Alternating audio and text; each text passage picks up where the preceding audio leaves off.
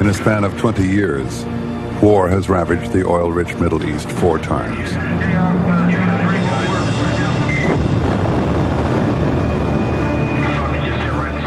In 1991, an Allied army fought to drive Iraqi invaders from Kuwait.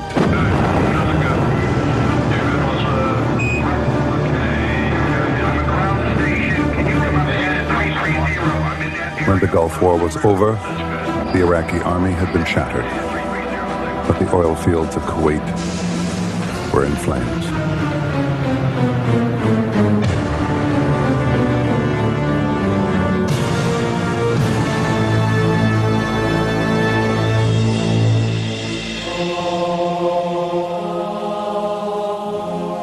Western oil men had come to depend upon the petroleum of the Persian Gulf.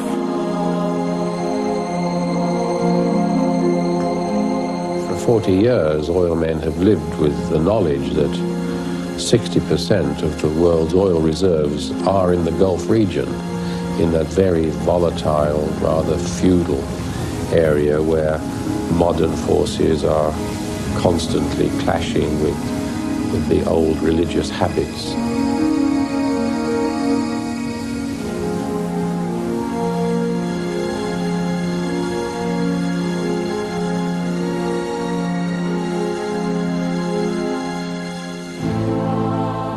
The horror of the war is etched in the memory of Kuwait's former oil minister. When you have your young people killed, when you have young women raped, when you see for pure hatred oil fields are set afire, these are something very graphic in the memory of Kuwaitis. The Gulf War and the fate of Kuwait were the result of historical forces that were set in motion 20 years earlier.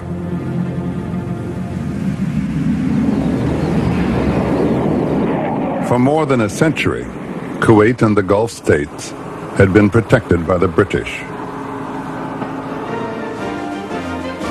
But in 1971, to the dismay of some emirs, there was an abrupt and fateful change in the balance of power. Our defense planning will be based on the withdrawal of all our forces from the Persian Gulf to take effect by the end of 1971.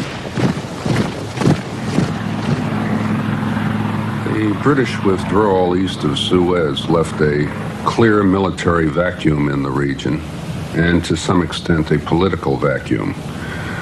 The Americans were ill-suited to fill that vacuum, partly because of our connection with Israel, and largely because the American public did not want to acquire any additional responsibilities around the world, and the American public determines foreign policy. So, to fill the vacuum and counter the Soviets, President Nixon turned to the Shah of Iran. Armed by the West, the Shah was to safeguard the Gulf and its oil. It is significant to note that of all of the areas in the world which pose a potential threat to peace in the world, that Iran is in a very key central area. The Shah was eager to become the region's policeman, perhaps too eager. Remember, this was the King of Kings. This was a man who insisted on being called His Imperial Majesty. Iran was an empire. Well, in fact, Iran was a nation. It was the Persian nation. But the Shah saw it and built it up as an empire. It was this kind of grandiose ambition that eventually led to his downfall. The $100 million that the Shah lavished on his own coronation not only offended fundamentalist religious leaders at home, but led many abroad to question his judgment. He tried to identify himself with the great kings and emperors who built vast Persian empires in the past. And he wanted to show the world that Iran's past glory and Iran's future plans did give him every reason to hope for the great civilization, which was his dream, his vision, of the future of his country. The Shah wanted German industrial strength and English pomp and circumstance.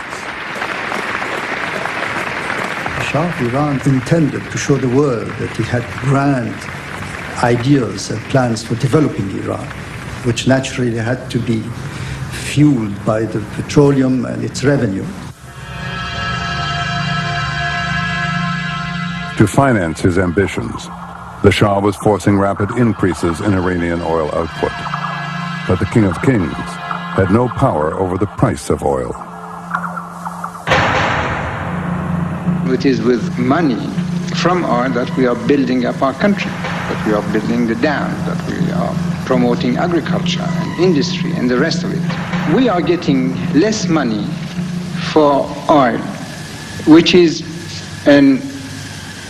something that is exhausted at the end. It's not eternal, it is an eternal source of supply. 20 years, 30 years, 50 years' time, it will finish. In many cases, this is the only source of wealth of some countries. Arab oil-producing countries also felt that the West was getting a free ride. The entire demand and the expectation in the West of cheap energy, it fueled industrial civilization. The West took this availability of cheap supplies as its own birthright. It was going to be there. The Arabs and the Iranians, as the lingo of the time had it, had no choice. They couldn't drink it. They had to sell it. And this was the expectation, that these people would sell at our prices, that there would be no consequences for the prosperity and for the autonomy and the independence of the West. When Sir Peter Walters became BP's chairman, it was still half owned by the British government, and oil companies were the focus of rising nationalism. Morning, Arthur. How are you? Under the old concession system, BP owned its oil outright. The old concessional system and equity crude was really what BP was all about until perhaps the mid-60s, early 70s, when life changed. But BP was based on Iran and Iraq and Kuwait and the whole system of being probably the best in the world at finding crude, and a company whose fortunes were totally dependent on that old system. Much of BP's oil came from the small city-state of Kuwait. Located at the head of the Persian Gulf, it sits on 10% of the world's oil supplies. For many years, the driving force behind Kuwait's emerging oil industry was Sheikh Ali Khalifa al-Sabah, a member of Kuwait's royal family. Kuwait was a poor country in a very poor region. To a certain degree, we were better than some of the countries around us in terms of being able to engage in trade and pearl fishing. For years, pearl fishing kept the Kuwaiti economy afloat. And then, when the Japanese developed cultured pearls at the end of the 1920s, Kuwait's economy was devastated.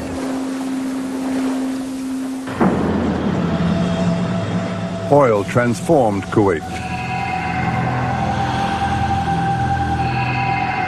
In 1938, BP and the American company Gulf struck oil. Kuwait's wealth began to build up, but so did its resentment of foreign companies.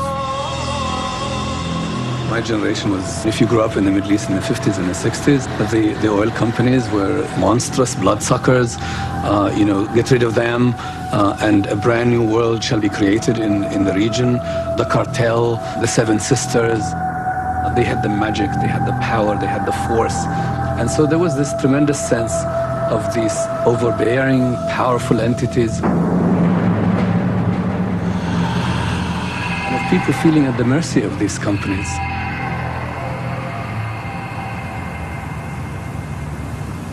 Gulf and BP had invested treasure and emotions for decades in Kuwait. We thought of ourselves and the Kuwaitis together building something that was important to both of us, and we thought that we were part of that team, we were part of that family. it was a great disappointment, and it was a shock, really an emotional shock to realize that they didn't think of it as family at all. They thought they had been exploited. The activities of Western oil companies meant a large expatriate community. Too often, they made Kuwaitis feel like foreigners in their own country. The attitude of the foreign oil companies, especially a company like British Petroleum, was to treat the nationals as something below their own nationals. You may not believe it, but as late as 1959, the Habara Club, which is a senior staff club in Ahmadi, the Kuwaiti engineers were not allowed to become members. It took the personal intervention of the man who is today the Emir of Kuwait to end the club's discrimination against Kuwaitis. But the resentment lingered on. It didn't seem to us, I think, that we necessarily were doing the wrong thing. But looking back, one realizes more and more, I think, what the seeds of nationalism were leading to. People felt that important decisions affecting their own life and their own country was being made in London or Pittsburgh. This they did not accept and wanted these decisions, for good or for bad, to be taken by themselves under their own political system. I always believe that the price of oil in the short term is decided politically. In the long term, the economical factors will prevail. And this is what happened in the past, and this is what's happening today.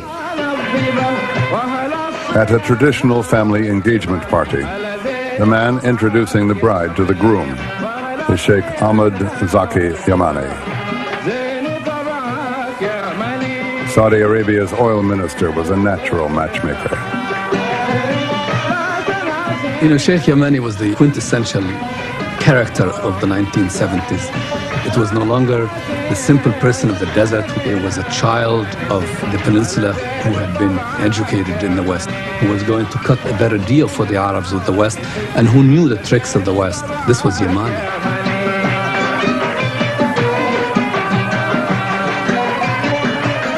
Ahmed Zaki Yamani combined the old and the new. He took over as oil minister at a young age.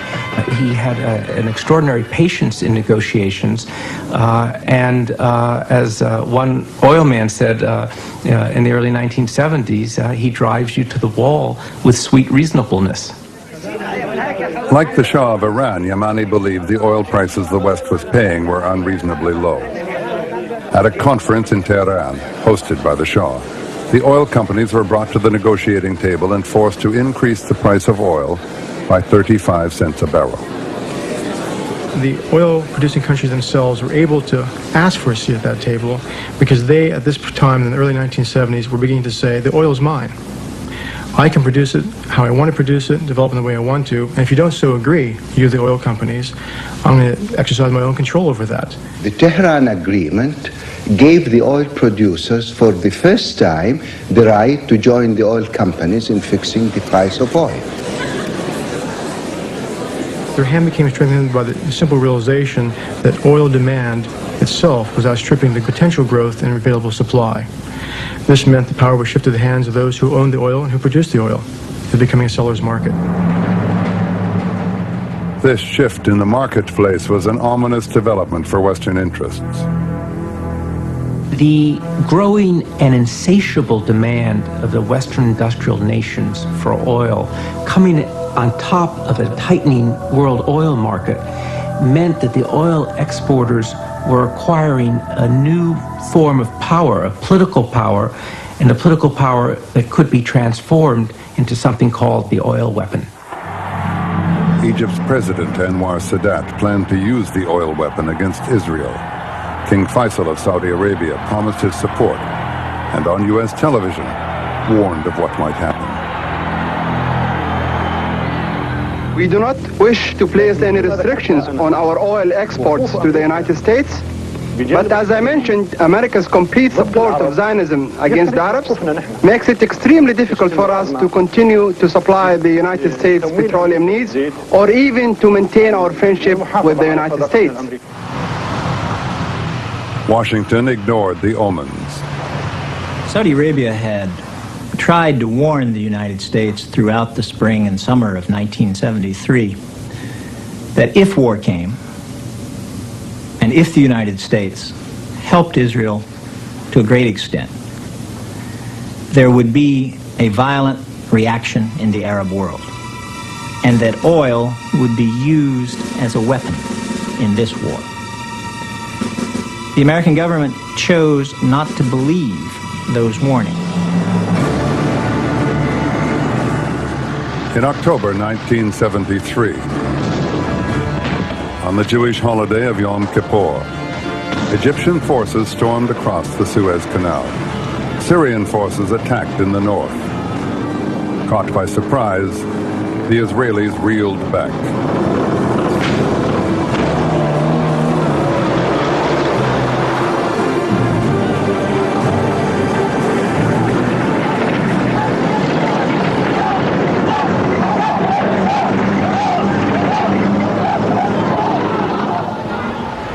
In Vienna, OPEC countries were preparing to meet the Western oil companies and force prices up again. Delegates were still arriving on the very day that the Arab-Israeli war broke out. Two wars were being waged, one on the battlefields in the Middle East and one in the corridors of the Intercontinental Hotel. Both were to shake the world. October 73 is the time when OPEC alone decided on the price of oil without the oil companies. 2s and 3s would get together in somebody's suite, like Yamani suite.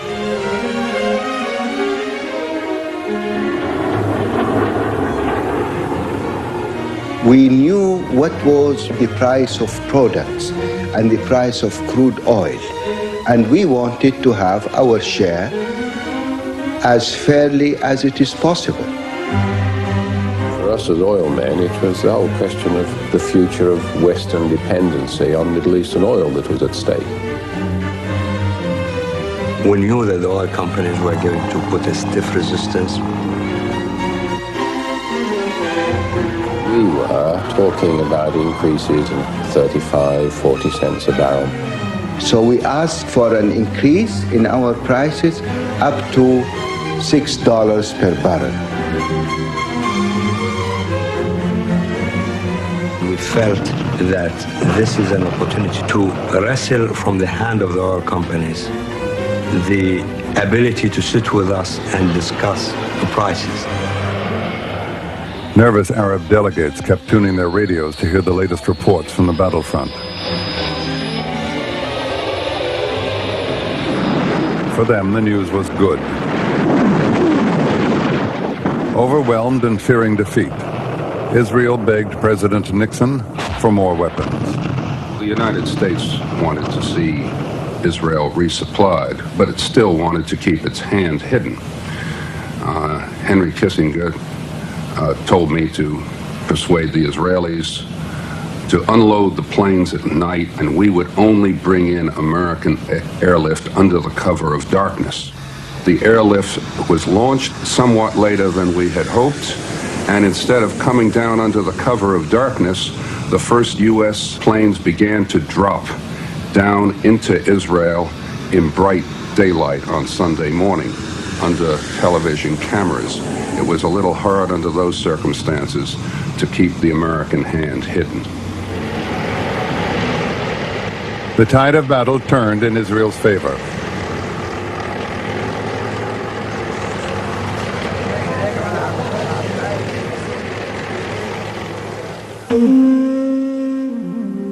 As talks broke down in Vienna, the OPEC delegates flew to Kuwait City. They were barely off the plane when they took a momentous decision.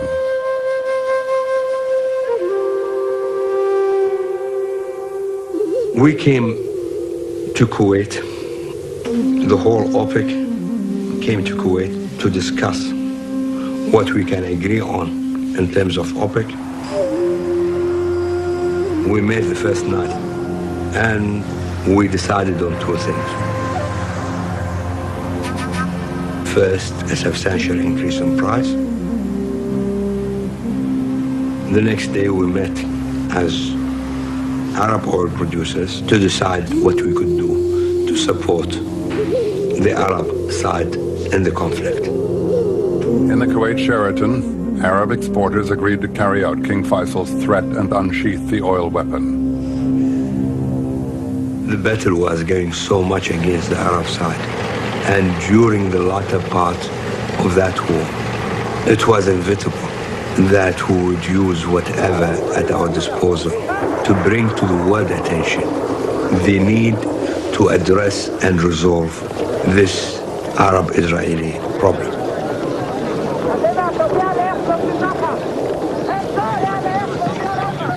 And that's when we decided to cut back on production. The Arab oil embargo caused panic and chaos throughout the West.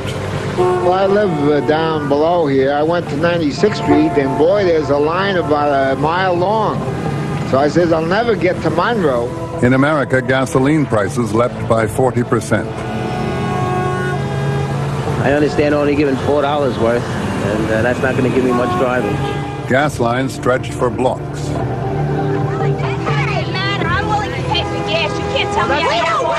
For the Americans, the long lines at the gasoline stations, the sense of an imperial power being challenged by these people on the hinterland of the world. And suddenly people realize that their very lives and prosperity and conveniences depend on outsiders.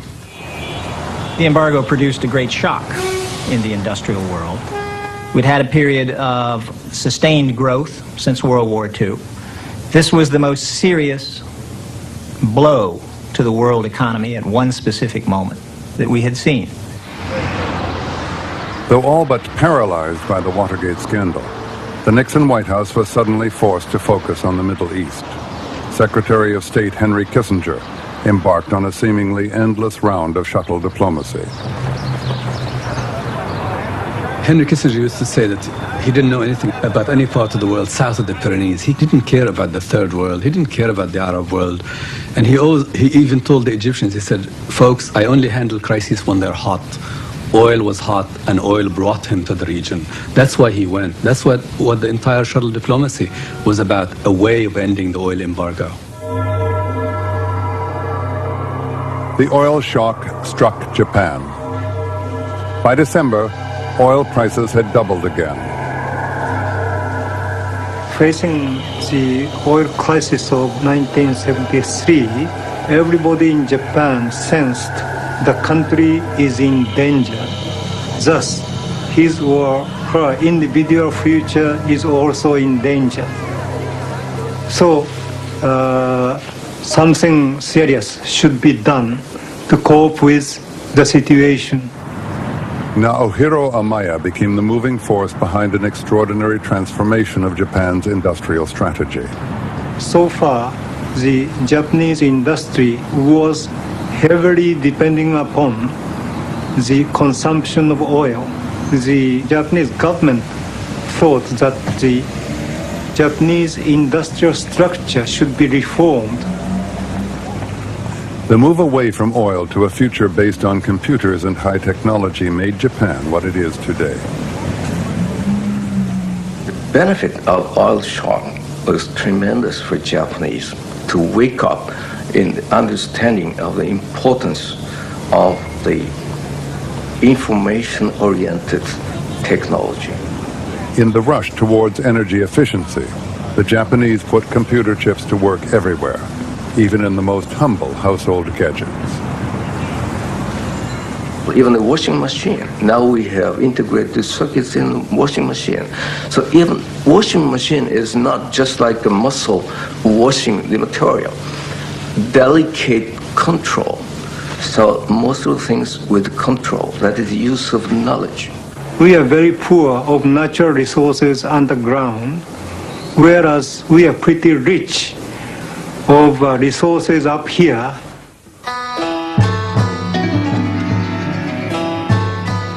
For Japan, the oil crisis proved to be a blessing in disguise. The success of today's fuel-efficient Japanese cars dates back to then. Up until the early 1970s, Japanese cars were not a force in the world market. But when the oil crisis occurred, suddenly the emphasis on the part of people buying cars shifted from high performance and speed to fuel efficiency. And lo and behold, here are all these Toyotas and these Nissans and these Hondas that were just waiting at dockside in Japan, quality cars and cars with very high fuel efficiency. And they just moved in and captured markets in the United States and all over the world, and of course became a very powerful, if not dominant presence in the international automobile market. The great oil shock laid the base for Japan's success today. The Japanese overcame their fear and pessimism. Cars, computers, electronics, and energy saving were to make Japan an economic superpower.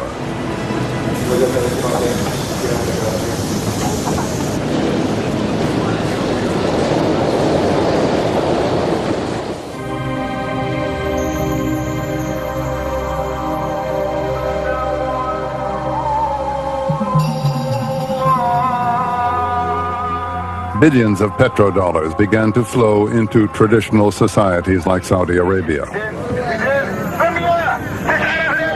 At the car auction in Jeddah, ordinary Saudis could afford to pay cash on the barrelhead. OPEC was now in the driver's seat. New and vast wealth is now suddenly in the hands of the Arabs, and they had a sense that now all the things of the West, but not the ways of the West, mind you, just the things of the West, the machines of the West, the industries of the West, could be bought off the rack, and that all this could be the Arabs for the asking.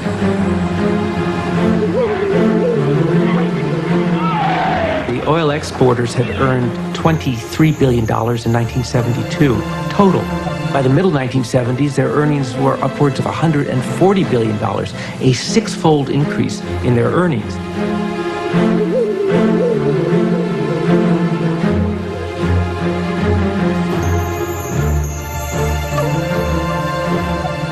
Newfound pride brought with it a fresh determination to take complete control of their own oil industries. In the early days, the oil companies treated the supplier nations with some degree of indifference, if not arrogance. That was resented. The suppliers felt humiliated, and they took their revenge in later years when the whip hand changed. And in those later years, it was the oil companies that felt humiliated by being forced to sit around waiting for acknowledgement of their mere presence. We were treated with hostility. Our arguments were treated with contempt. The Kuwaitis were very tough. They wanted us out, and we assumed that we had a future together with them. We had worked with Kuwait for years, been very close to them. We had spent large amounts of money, and it was unthinkable to us that we were being thrown out. The oil companies were trying to get over the psychological barrier, as it were, of knowing that no longer do they control the oil industry in Kuwait, that this is a new era. When it became clear to them that the Kuwaitis were going to nationalize their concessions, BP and Gulf insisted on $2 billion in compensation. The Kuwaitis gave them $50 million. The majors, the international companies, and the smaller companies found that they no longer had these big reserves of oil in the oil-producing countries, and so the number one issue for them became to replace those reserves, and that meant a great global oil hunt.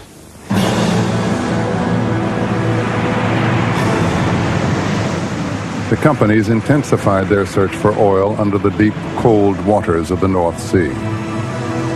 was a gamble. We knew we had a tremendous reserve there.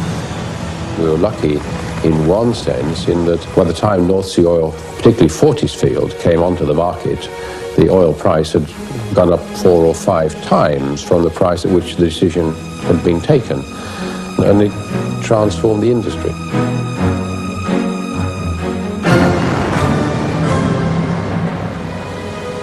Soon more oil was being produced from the North Sea than from many of the OPEC countries. Ironically, OPEC's new higher prices helped make such ventures economic.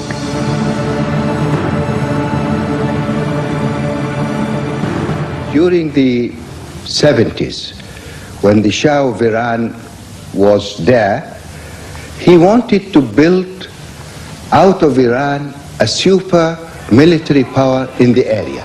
He wanted to raise the price of oil for reasons other than economical reasons.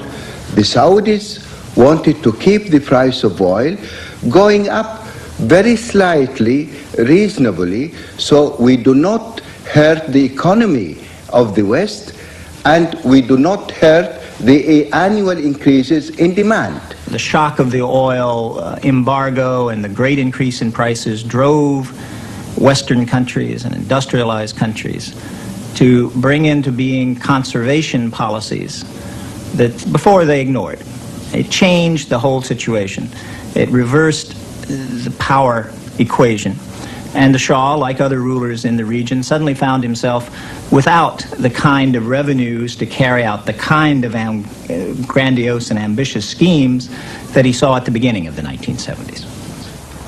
The great increase in the price of oil, the power that oil gave, the illusion of power that the oil gave to the Shah, helped destroy him.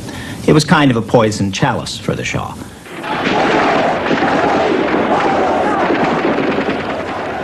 The Iranian Revolution exploded in all its fury and shook the world of oil to its foundations.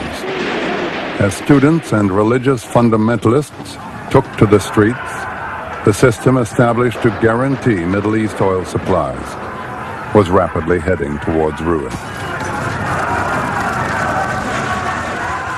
The Shah, who had been the policeman of the region, could no longer serve that function. And when he fell, that Western influence declined seriously. Only a handful of people witnessed the Shah's departure into exile on January 15th, 1979.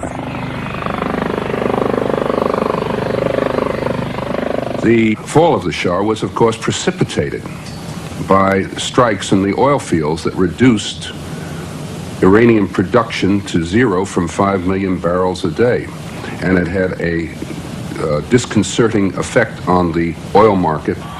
2 weeks later, 1 million people thronged the streets as the Ayatollah Khomeini, implacably opposed to the West, returned from exile and took power.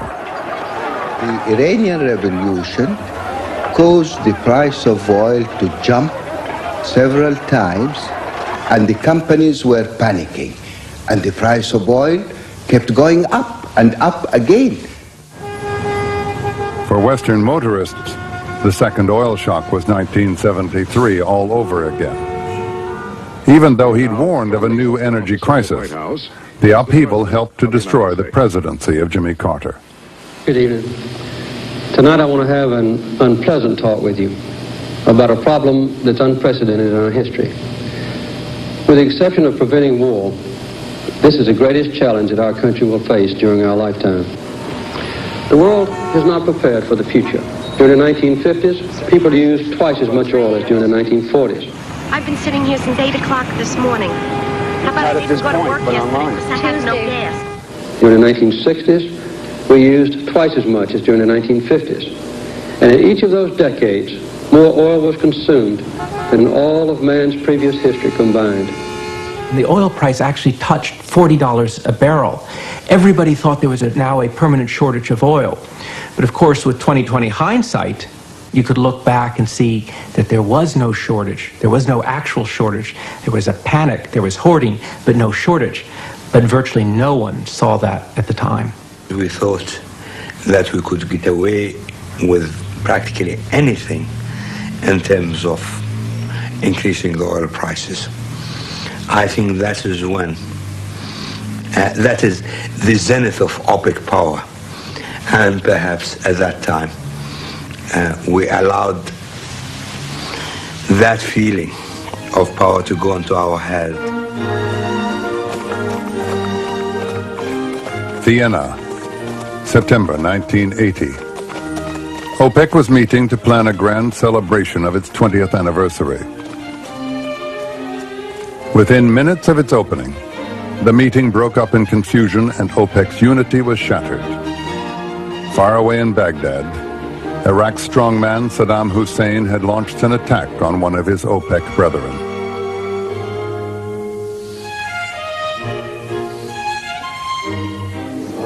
You had the feeling sitting with Saddam of being in the presence of a coiled boa constrictor who was ready to strike at any moment. But this man, very ambitious man with great designs, and with an absolute ruthlessness to carry them out, would mark Middle Eastern history very deeply. He saw in the demise of the Iranian state and in the demise of the Shah the great opportunity for the emergence of Baghdad as the dominant power in the region and as the dominant capital in the region. It was inevitable that somebody like Saddam would venture into adventures like the Iran-Iraqi war.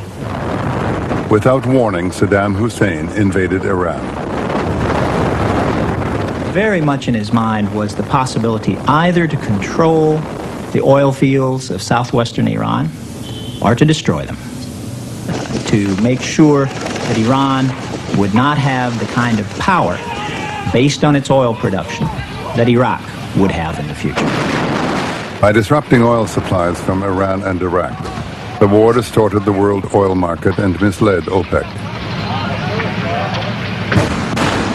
I think, in essence, that war concealed the weaknesses that OPEC was already feeling, in the sense that the war further reduced the Iraqi-Iranian supply and gave us a misguided sense that we could continue on doing what we were doing, keeping the price of oil very high in face of falling demand.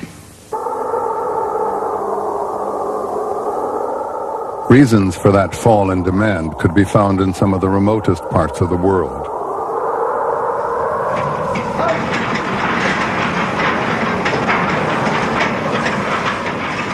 In Alaska, 3 companies, BP, Exxon, and Arco, were rushing to develop the huge reserves beneath the frozen tundra of the North Slope. It was an epic undertaking. I think the first thing that I knew about BP in Alaska was when my old friend and colleague Monty Pennell, who was in charge of BP's exploration activities worldwide, came into our weekly meeting one morning and said, "Well, chaps," he said, "I'm afraid we've stumbled into more oil, and it's in Alaska."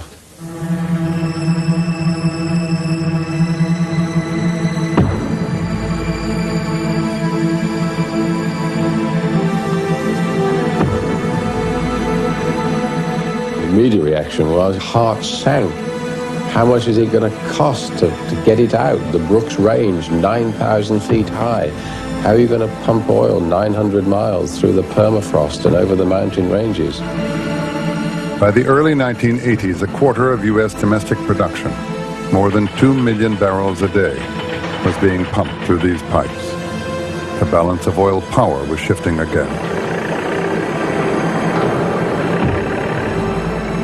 It didn't take very long for supply and demand to catch up with the OPEC countries. They thought that they could raise the prices as high as they wanted and consumers would pay the price. But with conservation and alternative energy sources and non-OPEC oil, that didn't prove the case.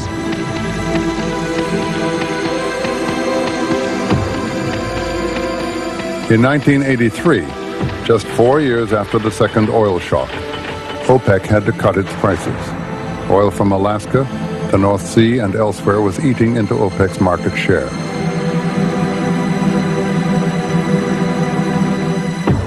That forced them to institute quotas where they would keep their production, they said, at 17.5 million barrels a day.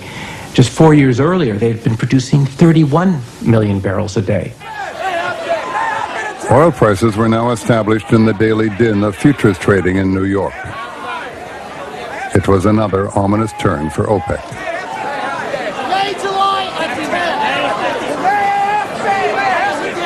What the quotas and the price cuts really were pointing to was that control over pricing itself, which OPEC had taken in 1973, was slipping out of OPEC's hands into the so-called opener commodity market. What this really meant is that oil, which had been the great strategic commodity, was also becoming just another commodity like gold and coffee and cocoa and pork bellies.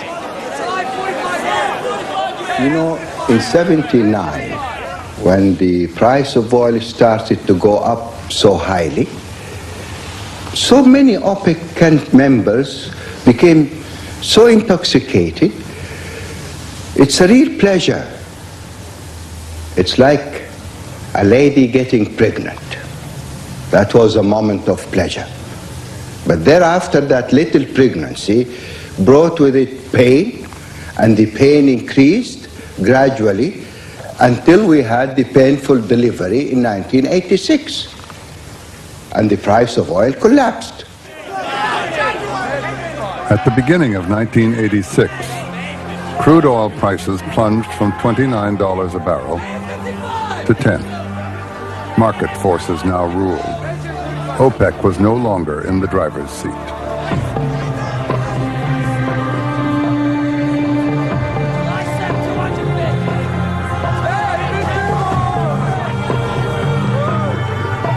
In 1986, oil prices collapsed.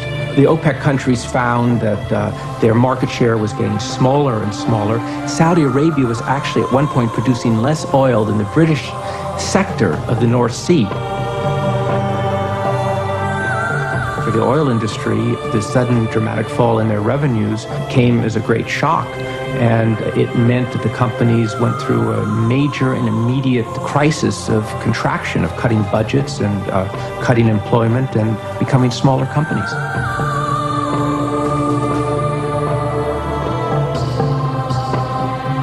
For the public, the price collapse was terrific. It meant that they were seeing prices that they had never expected to see again. And we got the price of gas down to zero. The battle cry was sounded just after 6 this morning. Within minutes, the battlefields were packed. This North Austin service station and another on the south side went all out to win a radio station contest aimed at slashing gasoline prices. Both owners agreed to give their gas away from 6 a.m. till the stuff ran out. By mid-morning, double lines stretched more than a mile at each station. Rules of the day permitted up to 15 free gallons per car.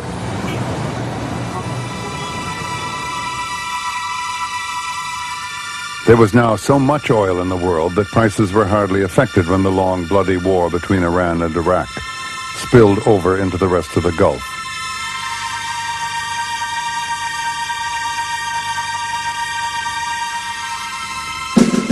Since the start of the war, Iraq thought of bringing pressure against Iran by hitting their oil terminals. Iran thought of retaliating by hitting Iraqi tankers going out of the Gulf, and later tankers of other countries that were helpful to Iraq, like Kuwait or Saudi Arabia.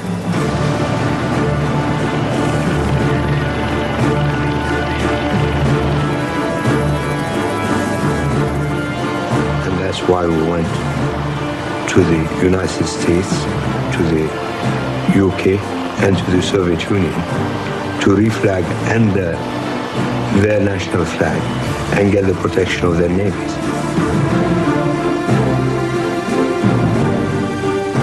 What I think that it was an indication of the final takeover by the United States of responsibilities east of Suez. Kuwait had previously been a British responsibility. Blood was still being shed in the Iran-Iraq war. In Tehran, they commemorated their dead with a fountain. After 8 grim years, both sides were exhausted and agreed to a truce. Ayatollah Khomeini said it was like drinking poison. In Baghdad, Saddam Hussein hailed his war as a great victory.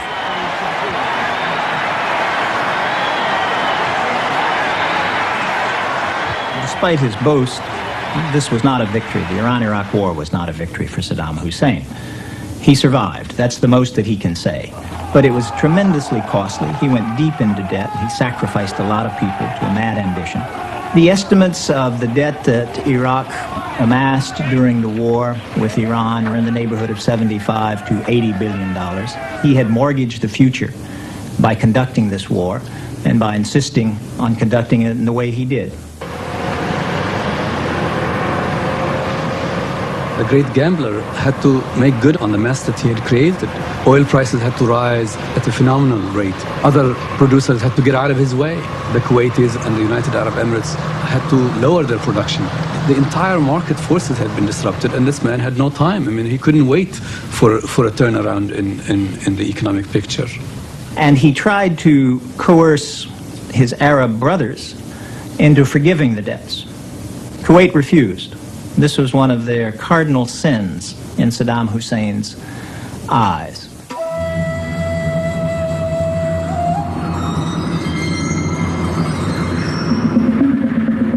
In the early morning hours of August 2nd, 1990, Iraqi troops invaded Kuwait. The West feared that if Saddam advanced into Saudi Arabia, he would control nearly half the world's entire oil supply. Kuwaiti resistance was snuffed out. This was one of history's great stick-ups. This was Saddam Hussein, desperate for cash, looking around at a small, very rich neighbor. Why do you hold up the bank? Well, that's where the money is. And that was Saddam. Kuwait was the most convenient target. It was nearby. He could squeeze it. He could blackmail it.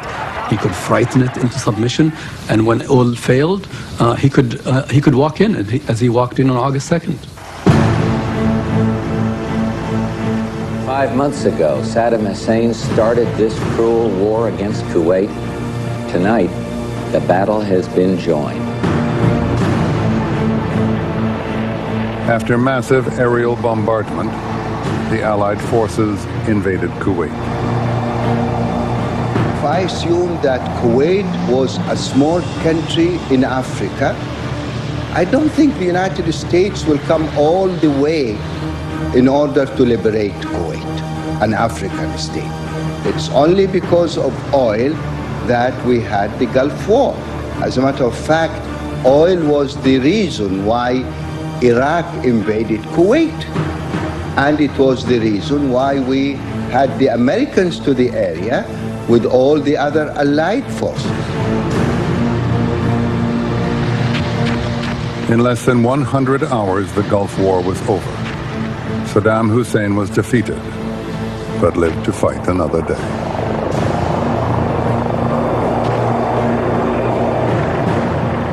After the guns fell silent, what's the meaning of Desert Storm? This was an interregnum. This was a period of time between two orders of power. First, the British had been ascendant. Then came the Iranian bid. Then came the local Iraqi bid, and one of them just collapsed of its sheer weight, and one of them was defeated in war.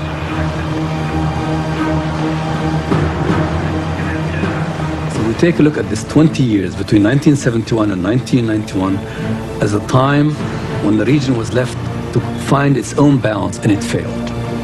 And now the Americans are there, and they're there for the long haul. The circle is closed. Shortly after Saddam Hussein's army invaded Kuwait, oil prices rocketed to $40 a barrel. By the time Kuwait was liberated, prices had tumbled so low that after 4 wars and 3 oil crises, the real price of a barrel was back to where it had been in the mid-1970s.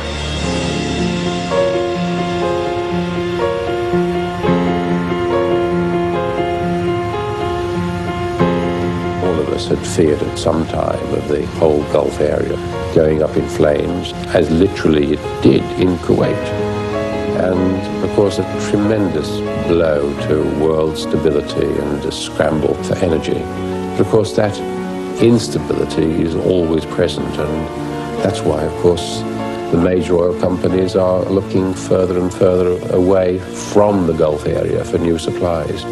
In deeper waters offshore Gulf of Mexico, in Colombia, even going into what 10, 15 years ago would have been considered totally politically hostile territory like Vietnam. One is trying to get away from that Gulf tinderbox, which one can see can typically explode at any moment.